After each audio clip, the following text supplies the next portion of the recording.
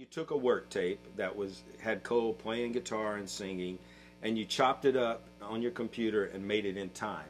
Because, you know, all of us, when we're just kind of playing and singing, our tempo drifts.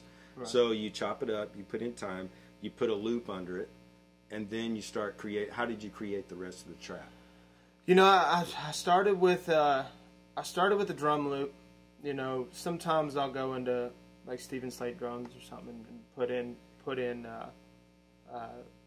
you know, like a drum pattern. Most of the time, I guess I actually do that. I do a loop and then an acoustic guitar. It just seems better that way. Yeah. If I didn't have a work tape or something like that, I'd probably do like a scratch vocal next. But lay some acoustic guitars.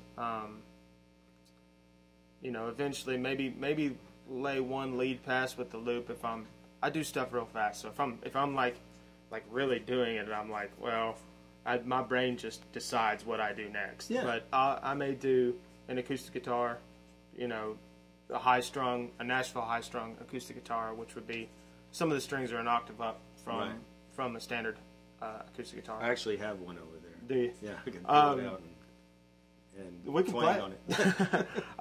And then I'll do some electric guitars, and then you know, I try to program some. I mean, to me the loop drums that come out of the machine are different than an actual. I don't use the machine for like drum set sounds. Right. They're very electronic sounding, and it's not much of a, you know, drum. So you create an electronic loop sounding bed, and then you'll actually play a drum kit on top of it, which are samples of real like drums. Players. Right. But you'll play it from a keyboard. You'll sit here at kick, snare. Yep. I wish I could use it. I wish I could play it from the machine, but I can't figure out how to do that. So if anybody knows.